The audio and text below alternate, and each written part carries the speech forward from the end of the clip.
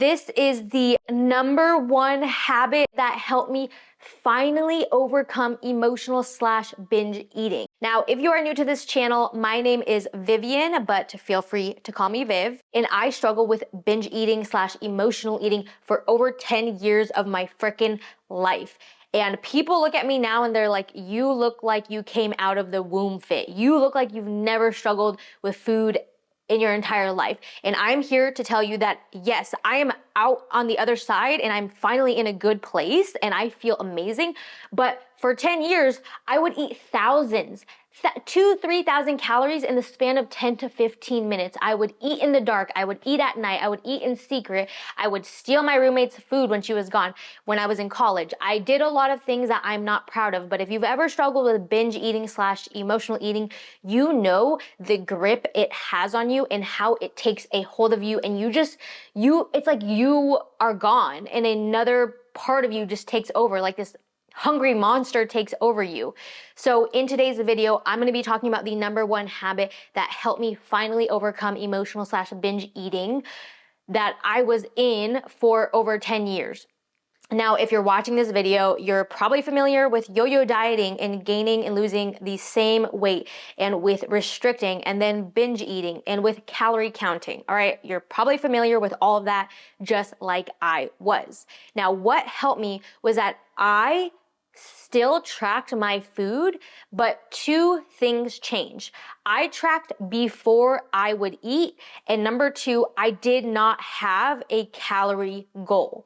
So what I did was I used the method of food tracking, not as a way to restrict my calories, but as a way to, number one, hold myself accountable.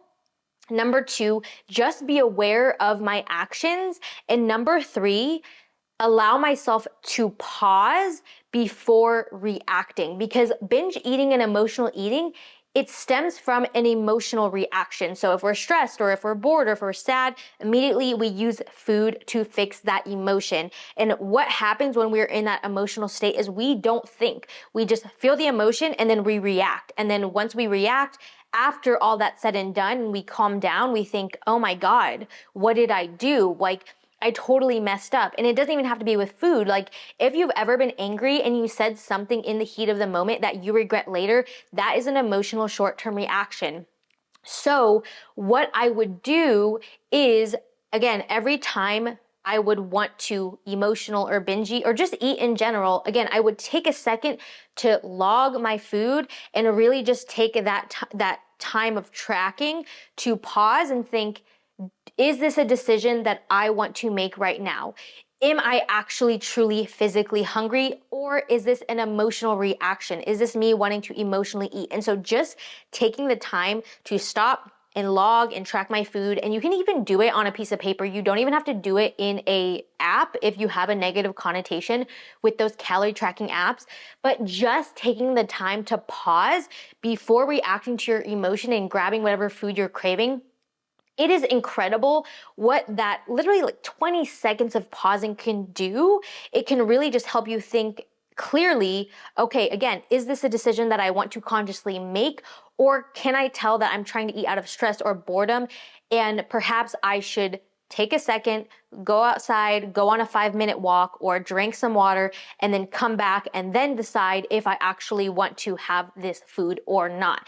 And so many times, because I instilled that habit and I made sure that I tracked my food before I ate, I would say 80% of the time, I would catch myself in the cycle of wanting to emotionally eat. And because I was able to catch myself, I was able to then make a different decision. Now, I say 80% because I'd say about 20% of the time I would just go, you know what? I'm tracking it. I want it. Screw it. I'm going to have it. Hey, I'm not perfect. None of us are. We're all humans, and that's okay. You still are probably going to find yourself in the cycle. That is okay. But going from binge eating and emotional eating 100% of the time to only 20% of the time, holy cow, that in itself was already a huge win, a huge, huge win. And again, from that 20%, because I kept practicing this habit, I was able to really work on it and catch myself every time. So 20% went to 15% to 10%, where now I'd say, and I know I'm just like throwing around generic numbers, but now I'd say around 2 to 5% of the time do I still find myself emotional eating. And I wouldn't even say binge eating anymore, but maybe just overeating. So not thousands of calories in the span of 10 to 15 minutes. But you know, if I have a box of cookies, maybe I'll eat a little quicker than I want to, and I'll have a few extra several hundred calories, right? So not like grabbing everything in the pantry and frantically eating, but again, just eating a little bit past satiation or past fullness, where I was like, okay, maybe I didn't need those extra like 3 to 5 cookies, right? But again, it is the practice, and you will see this in all advice when it comes to emotional / binge eating, is that having a practice of awareness, of slowing down, and of pausing before you react on that emotional desire to emotional or binge eat, that is the first step to being able to overcome this habit. Because again, it's so easy to just, I feel this way, I feel sad, stressed, bored, immediately go to the pantry, eat, and you don't even think about it. You turn your logical brain off. You just eat until you're so full you literally want to die. That was me for so freaking long. But you can stop that process if you just pause when you feel the emotion, you want to eat. That gap between the emotion and the action, that is where all of the gold is. And having the habit of just writing down what you want to eat, how much you want to eat, or logging your food in a calorie tracking app, if that works better for you, that allows you to pause and to think and to use your logical brain instead of your emotional brain, which can help you then again pause and make the decision of whether or not this is a decision you want to consciously choose or not.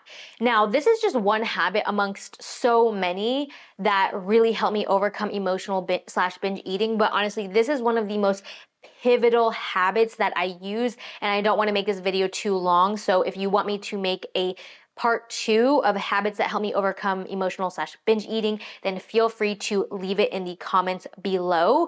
But otherwise, if you want to work with me for one-on-one nutrition and fitness coaching and help you overcome that yo-yo dieting cycle, then head to www.teamevolve.co and you can submit an application form there where I'll reach out to you directly. You can also follow me on Instagram for more nutrition, fitness, and lifestyle / mindset tips at Vivian No. And then you can also follow me on TikTok at Vivian No with an underscore at the end. I always say though that there's no power in knowledge. Okay, knowledge is potential power, but action is true power. So you can't just learn these things and then not practice them. You have to learn them and then put them into action in your own life. So if you're in the habit of watching videos and reading all this advice and you don't actually put anything into practice, I can't even emphasize enough, everything comes in you actually putting into practice. Knowledge is potential power. It is not power. Knowledge is potential power. Action is true power. So you have to take action on the things that you are reading and really try them out for yourself to see if they work for you. Now, if you want to see other binge eating, emotional eating videos from me and how I was able to overcome it, then click this video right here.